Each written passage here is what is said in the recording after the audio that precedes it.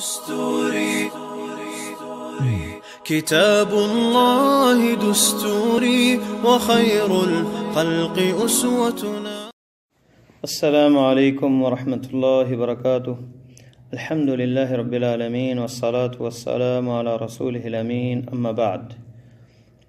رب اشرح لی صدری ویسر لی امری واحلل عقدۃ من لسانی یفقہوا قولی.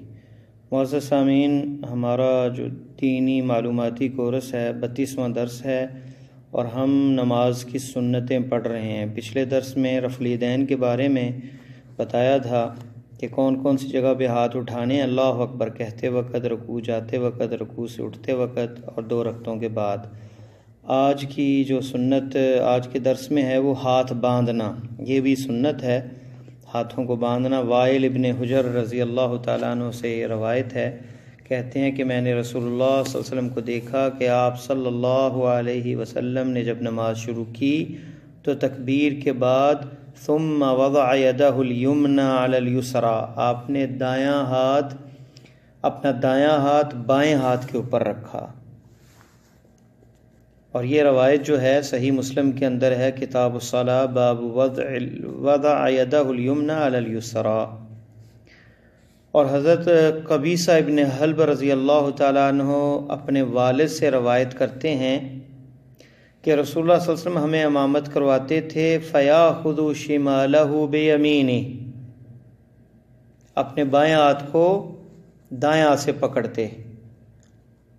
اور یہ روایت جو ہے ترمذی کے اندر، اور یہ حسن درجے کی روایت ہے. تو جمہور صحابہ تابعین جو ہیں تکبیر تحریمہ کے بعد نمازی اپنے دائیں ہاتھ کو بائیں ہاتھ پر رکھنا جو ہے یہ مسنون ہے. وائل ابن حجر رضی اللہ تعالیٰ عنہ سے مروی روایت جو کہ صحیح ابو داؤد کے اندر ہے، شیخ البانی نے اسے صحیح کہا ہے اپنی تعلیق علی المشکات پہ. اس میں روایت میں مروی ہے ثم وضع یدہ الیمنی علی ظہر کفہ الیسری والرسغ والساعد. ہاتھ کہاں باندھے جائیں؟ تو اس میں یہ ہے کہ آپ نے اپنا ہاتھ کہاں رکھا؟ اپنے دائیں، آپ صلی اللہ علیہ وسلم نے اپنے دائیں ہاتھ کو اپنے بائیں ہاتھ کی پشت پر، کلائی پر اور بازو پر رکھا. یعنی کبھی آپ ہاتھ کے اوپر ہاتھ اور کبھی کلائی اور کبھی بازو پر رکھ لیتے. تینوں طریقے جائز ہیں اور یہ صحیح ابو داؤد کے اندر ہے، شیخ البانی نے اسے صحیح کہا ہے. ہاتھ باندھنے کی جگہ کہاں باندھا جائے ہاتھ، اس میں اگرچہ اختلاف ہے لیکن راجح قول یہی ہے کہ سینے پر ہاتھ باندھے جائیں. اس کے دلائل حسب ذائل یعنی یہ ہیں. پہلی روایت وائل ابن حجر سے مروی ہے، کہتے ہیں صلیت مع رسول اللہ صلی اللہ علیہ وسلم فوضع یدہ الیمنی علی یدہ الیسری علی صدرہ. میں نے رسول اللہ صلی اللہ علیہ وسلم کے ساتھ نماز پڑھی تو آپ صلی اللہ علیہ وسلم نے اپنا دایاں ہاتھ اپنے بائیں ہاتھ پر اپنے سینے پر رکھا. اور یہ روایت صحیح ابن خزیمہ کے اندر ہے، 479 نمبر حدیث. تو یہ صحیح روایت ہے کہ اس میں واضح اور صریح نص ہے کہ آپ نے سینے کے اوپر ہاتھ رکھے. اور دوسری روایت سہل ابن سعد رضی اللہ تعالی عنہ کی بخاری کے اندر موجود ہے، کتاب الاذان میں، باب وضع الیمنی علی الیسری. اس میں کیا لفظ ہیں؟ کہتے ہیں کان الناس یؤمرون ان یضع الرجل الید الیمنی علی ذراعہ الیسری فی الصلاۃ. لوگوں کو حکم دیا جاتا تھا کہ آدمی نماز میں دائیں ہاتھ کو اپنے بائیں بازو پر رکھے. تو بائیں بازو پہ جب ہم رکھیں گے ہاتھ تو پھر وہ جو ہے نا تحت السرہ، ناف کے نیچے نہیں جائے گا، اوپر ہی رہے گا. تو اس سے بھی اس چیز کی تائید ہوتی کہ ہاتھ سینے پہ باندھنا جو ہے یہ مسنون ہے. امام طاؤس بیان کرتے ہیں کان رسول اللہ صلی اللہ علیہ وسلم یضع یدہ الیمنی علی یدہ الیسری ثم یشد بینہما علی صدرہ وہو فی الصلاۃ. رسول اللہ صلی اللہ علیہ وسلم اپنے دائیں ہاتھ کو اپنے بائیں ہاتھ پر رکھتے، پھر انہیں اپنے سینے پر باندھتے اور آپ صلی اللہ علیہ وسلم حالت نماز میں ہوتے. یہ روایت صحیح ابو داؤد میں ہے، کتاب الصلاۃ، باب وضع الیمنی علی الیسری فی الصلاۃ. اور یہ روایت جو ہے، یہ حدیث جو اگرچہ مرسل ہے لیکن سب علماء کے نزدیک یہاں حجت ہے کیونکہ دوسری سندوں سے موصول بھی وارد ہوئی ہے، جیسا کہ ارواء الغلیل میں جلد نمبر 2 اور صفحہ نمبر 71 میں شیخ البانی نے ذکر کیا۔ امام ابو حنیفہ جو ہے ان کے نزدیک نماز میں مرد اپنے ہاتھوں کو ناف سے نیچے رکھیں گے اور عورتیں سینے پہ باندھیں گی، لیکن اس پہ کوئی صریح اور صحیح حدیث نہیں، جیسے کہ آگے جا کے ہم تجزیہ کریں گے ان روایات کا۔ امام مالک سے روایت جو ہے ہاتھ کو سینے سے نیچے اور ناف سے اوپر، یہ بھی وارد ہے، کھلا چھوڑنا بھی ان سے وارد ہے ایک روایت میں، اور باندھنے اور چھوڑنے میں یہ بھی ان سے ایک روایت ہے۔ امام شافعی کے نزدیک جو ہے اپنے ہاتھوں کو سینے سے نیچے اور ناف سے اوپر رکھا جائے، اور ایک روایت میں ہے ان سے کہ سینے پہ رکھا جائے، اور ایک روایت میں کہ ناف سے نیچے رکھا جائے۔ امام احمد سے بھی دونوں وارد ہیں کہ سینے پہ بھی رکھا جائے اور ناف پہ بھی۔ ناف سے نیچے ناف سے نیچے ہاتھ باندھنے کے کیا دلائل ہیں؟ علی رضی اللہ تعالیٰ عنہ سے مروی ہے، آپ نے فرمایا من السنت وضع الاکف علی الاکف تحت السرہ، ہاتھوں کو ہاتھوں پر ناف سے نیچے باندھنا سنت ہے، اور یہ روایت جو ہے ابو داؤد میں ہے، اور شیخ البانی نے اپنی ضعیف ابو داؤد میں اس کو ذکر کیا ہے۔ باب وضع الیمنى علی الیسری فی الصلاۃ، ابو داؤد کے اندر اس کا 756 نمبر حدیث ہے، اور مسند احمد میں بھی یہ روایت ہے، بہقی میں بھی ہے۔ امام نووی فرماتے ہیں کہ اس حدیث کی تضعیف پر علماء نے اتفاق کیا ہے۔ الخلاصہ، اس کی سند میں عبد الرحمن ابن اسحاق کوفی راوی ضعیف ہے۔ امام ابو داؤد نے کہا ہے کہ میں نے امام احمد ابن حنبل رحمہ اللہ کو اس راوی کا ضعف بیان کرتے ہوئے سنا ہے، اور امام بخاری نے کہا اس راوی میں نظر ہے۔ امام نووی نے اس راوی کو بالاتفاق ضعیف قرار دیا ہے۔ تفصیل کے لیے دیکھیں شرح مسلم لنووی صفحہ 105 اور جلد نمبر 3۔ تو اس میں یہ وضاحت ہے کہ اس پہ علماء کا اتفاق ہے کہ یہ روایت جو ناف سے نیچے ہاتھ باندھنے والی علی رضی اللہ تعالیٰ سے یہ ضعیف ہے۔ تو راجح اس مسئلے میں سب سے زیادہ جو صحیح روایت ہے وہ وائل ابن حجر کی ہے، جو کہ صحیح ابن خزیمہ میں ہے، اور اس میں صدر کے لفظ ہیں کہ سینے پہ ہاتھ باندھے جائیں۔ بہرحال جو ناف کے نیچے باندھتے ہیں اور اگر اسے وہ سنت سمجھتے ہیں تو ان کی نماز بھی صحیح ہوگی، لیکن زیادہ صحیح سنت جو ہے وہ سینے پہ باندھنے والی روایت ہے۔ تو ہاتھ باندھنا جو ہے مسنون ہے، اور ہمیشہ نماز پڑھتے وقت سنت سے محبت اور پیار کہ آپ کا کیا طریقہ ہے، قطع نظر اس سے کہ میرا مسلک کیا ہے اور میرے مسلک میں کیا مسئلہ ہے، بلکہ مسئلہ یہ دیکھا جائے کہ تمام اہل مسالک، تمام ائمہ اربعہ انہوں نے یہی کہا کہ جب صحیح حدیث مل جائے تو وہی میرا مذہب ہے۔ تو صحیح حدیث میں اگر سینے کا ذکر ہے تو پھر سینے پہ ہاتھ باندھے جائیں۔ تو اس کے بعد دعائے استفتاح ہے، دوسری ایک اور سنت جو ہے نماز میں دعائے استفتاح، شروع میں نماز کو شروع کرنے کی دعا۔ عائشہ رضی اللہ تعالیٰ عنہ سے مروی ہے کہ رسول صلی اللہ علیہ وسلم ابتدائے نماز میں یوں کہتے سبحانک اللہم وبحمدک وتبارک اسمک وتعالی جدک ولا الہ غیرک، اور یہ روایت صحیح ابو داؤد کے اندر موجود ہے، یعنی ابو داؤد میں ہے، اور شیخ البانی نے اپنی صحیح ابو داؤد میں اس کو صحیح کہا ہے، اور ترمذی اور ابن ماجہ میں بھی یہ روایت ہے۔ اس کے علاوہ اور بھی دعائیں، اللہم باعد بینی، یہ دعا ثابت ہے، وجہت وجہی للذی فطر السماوات والارض حنیفا مسلما وما انا من المشرکین، یہ دعا الی آخرہ۔ اس طرح اپنے عباس سے جو روایت ہیں، اللہم لک الحمد انت نور السماوات والارض ولک الحمد انت قیوم السماوات والارض، یہ روایت بھی وارد ہے۔ اور ایک دعا یہ بھی ہے، اللہ اکبر کبیرہ والحمد للہ کثیرہ وسبحان اللہ بکرۃ واصیلہ، 3 دفعہ مرتبہ پڑھنا۔ تو ان دعاؤں میں سے کوئی بھی پڑھ سکتا ہے بندہ دعا۔ دعائے استفتاح کے علاوہ سورہ فاتحہ سے نماز شروع کی جائے گی، لیکن سورہ فاتحہ جو ہے اس کے بعد جو ہے یہ رکن ہے، اس کے بغیر نماز نہیں ہوتی۔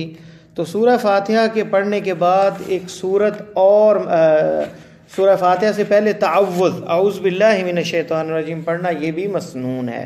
تو دعائے استفتاح کے بعد سبحانک اللہم وبحمدک وتبارک اسمک کے بعد جو ہے کیا پڑھنا ہے؟ اعوذ باللہ من الشیطان الرجیم، یا اعوذ باللہ السمیع العلیم من الشیطان الرجیم من ہمزہ ونفخہ ونفثہ، اور یہ روایت صحیح ابو داؤد کے اندر روایت ہے، اور سنن نسائی اور ابن ماجہ میں بھی ہے۔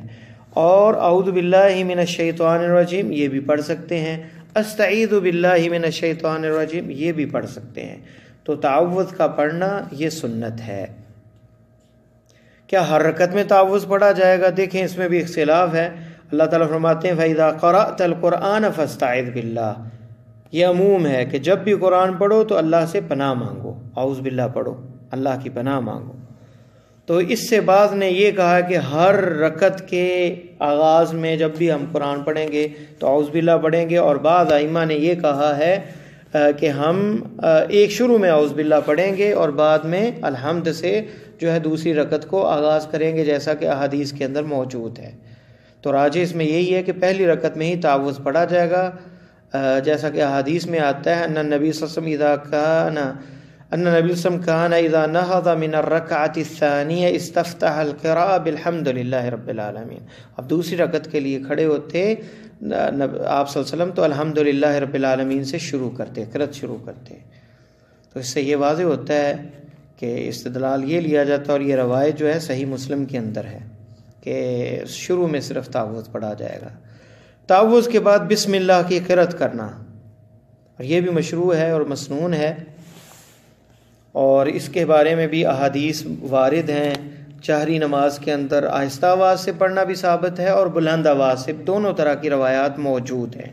تو بسم اللہ الرحمن الرحیم ہر سورت سے پہلے سوائے سورہ توبہ کے، کیونکہ توبہ سے پہلے سورہ توبہ سے پہلے بسم اللہ پڑھنا ثابت نہیں ہے، باقی ہر سورت سے پہلے آغاز سے پہلے بسم اللہ الرحمن الرحیم پڑھنا جو ہے یہ مسنون ہے۔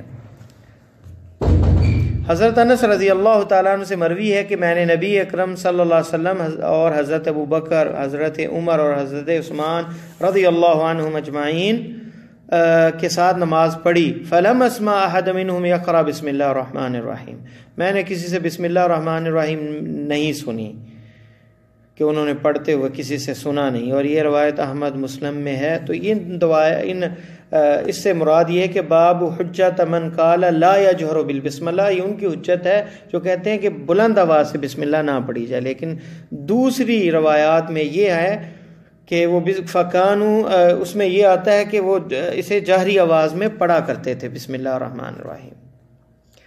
تو دلائل دونوں طرف کی احادیث موجود ہیں، لہذا آہستہ پڑھنا بھی ثابت ہے، لیکن آہستہ پڑھنے کی روایات اکثر ہیں، اور جہری طور پہ پڑھنا بھی بعض روایات میں ثابت ہے۔ اسی طرح جو ہے آمین کہنا سنت ہے۔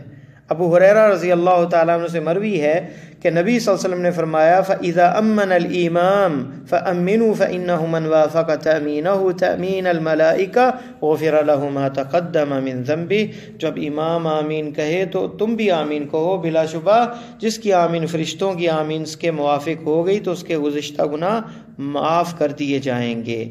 اور یہ روایت جو ہے بخاری کے اندر موجود ہے، کتاب الدعوات باب فضل التأمین، اور صحیح مسلم، ابو داؤد، ترمذی اور نسائی کے اندر بھی یہ روایت موجود ہے۔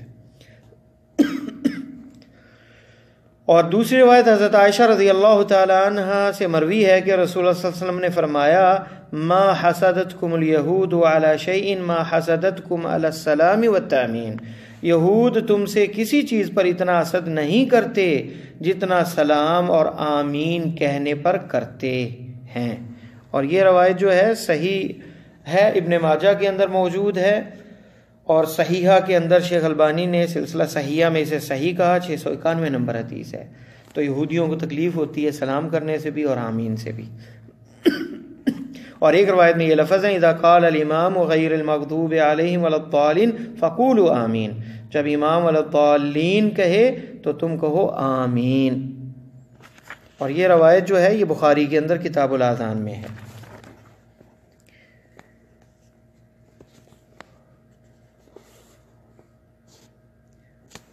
امام آمین کہنے کا ارادہ کرے اذا امن، اور یہ بھی مانا ہے کہ جب امام آمین کہنے کا ارادہ کرے ولا الضالین غیر المغضوب علیہم ولا الضالین کہہ لے اور ارادہ کرے آمین کہے تو تم بھی آمین کہہ دو۔ اور یہ نیل الاوطار میں علامہ شوقانی نے یہ مفہوم لیا، اذا امنا کا مطلب ہے کہ اذا اراد یقول آمین، اذا اراد التامین، یعنی جب آمین کہنے کا ارادہ کرے۔ امانہ کا یہ معنی ہے تاکہ دونوں روایات کے مفہوم کو سمجھا جائے۔ ایک میں ہے کہ جب ولضالین کہے تو تم آمین کو، دوسری میں ہے اذا امن، یعنی اس سے مراد ہے، امانہ سے مراد ہے اذا اراد التامین،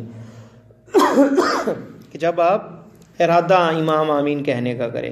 اونچی آواز سے آمین کہنا مشروع ہے۔ وائل ابن حجر سے مروی ہے جب رسول اللہ صلی اللہ علیہ وسلم غیر المغضوب علیہم ولا الضالین کی قرأت کرتے تو آمین کہتے، ورفع بها صوتہ، اپنی آواز کو بلند کرتے۔ اور یہ روایت جو ہے صحیح ابو داؤد کے اندر ہے، اور یہ صحیح روایت ہے، اور ترمذی میں بھی ہے، مسند احمد کے اندر بھی ہے، اور امام بہقی نے اپنی سنن میں بھی ذکر کیا ہے۔ تو اس میں آتا ہے آواز کے رفع بها صوتہ۔ دوسری روایت جو ہے، یہ روایت نعیم مجمر حضرت نعیم سے مروی ہے رضی اللہ تعالیٰ عنہ، ابو ہریرہ کے پیچھے نماز پڑھنے کا ذکر کرتے ہوئے فرماتے ہیں جب وہ غیر المغضوب علیہم ولا الضالین پر پہنچے تو انہوں نے آمین کہی اور لوگوں نے بھی آمین کہی۔ پھر انہوں نے فرمایا کہ نماز میں میں تم سب سے زیادہ رسول اللہ صلی اللہ علیہ وسلم کے مشابہ ہوں۔ اور یہ روایت جو ہے اسے علامہ شیخ محمد صبحی حسن حلاق نے صحیح قرار دیا ہے التعلیق علی سیل الجرار پر، صفحہ 1 اور 486 نمبر حدیث۔ تیسری روایت ابن زبیر رضی اللہ تعالی عنہ ہے، ان کے مقتدیوں نے اس قدر اونچی آواز سے آمین کہی کہ مسجد گونج اٹھی، اور یہ مصنف عبدالرزاق میں ہے، اور ابن منظر نے اوسط میں بھی اس کو ذکر کیا ہے۔ تو لہذا امام احمد، امام شافعی اور امام اسحاق اونچی آواز سے آمین کہنے کے قائل تھے، وہ اور کہتے تھے کہ اونچی آواز سے کہی جائے۔ امام مالک اور ابو حنیفہ جو ہے وہ آمین مخفی اور پوشیدہ کہنے کے قائل تھے، جیسا کہ کتاب الام اور شرح المہذب میں ذکر ہے۔ آمین ان کے دلائل کیا ہیں؟ حضرت وائل ابن حجر رضی اللہ تعالیٰ سے مروی ایک روایت میں یہ لفظ ہیں کہ آپ نے آمین کہی وخفض بها صوتہ، اپنی آواز کو آہستہ کیا، یعنی آپ نے آمین کہی اور آواز کو پست کیا۔ یہ روایت جو ہے شاذ ہے، ضعیف۔ ترمذی میں شیخ البانی نے اسے شاذ کہا کہ دوسری صحیح روایات کے مخالف یہ آئی ہے۔ اور ایک اور روایت جو ہے جو کہ طحاوی نے ذکر کی، اور یہ بھی ضعیف ہے، وائل ابن حجر سے، کہ حضرت عمر، حضرت علی رضی اللہ تعالیٰ عنہ بسم اللہ، تعوذ اور آمین اونچی آواز سے نہیں کہتے تھے، اور یہ روایت طحاوی نے اپنی کتاب میں ذکر کی ہے اور آثار السنن میں بھی ہے، اور یہ اثر بہت ضعیف ہے، ابکار المنن صفحہ 201۔ اس کی سند میں سعید بن مرزبان البقار راوی ہے، جس کے متعلق امام ابن معین نے کہا لا یکتب حدیث ہو، اس کی حدیث نہیں لکھی جائے گی، اور امام بخاری نے اسے منکر الحدیث کہا ہے، جیسا کہ میزان الاعتدال میں موجود ہے۔ امام ابراہیم نخعی سے مروی ہے کہ 5 چیزوں کا امام مخفی رکھے، سبحانک اللہم، تعوذ، بسم اللہ اور آمین، اور اللہم ربنا لک الحمد۔ یہ روایت جو ہے یہ مصنف عبدالرزاق میں ہے۔ واضح رہے کہ امام نخعی کا یہ اثر مرفوع صحیح روایت کے مقابلے میں کوئی حیثیت نہیں رکھتا۔ تو راجح ہے یہی ہے کہ جہری نمازوں میں امام اور مقتدی دونوں اونچی آواز سے، اور سری نمازوں میں دونوں مخفی آمین کہیں گے، اور یہ سنت میں سے ہے۔ واللہ تعالی اعلم، صلی اللہ تعالی علی خیر خلقہ محمد وعلی آلہ وصحبہ اجمعین۔ بقیہ اس کو مکمل کریں گے اگلے درس میں۔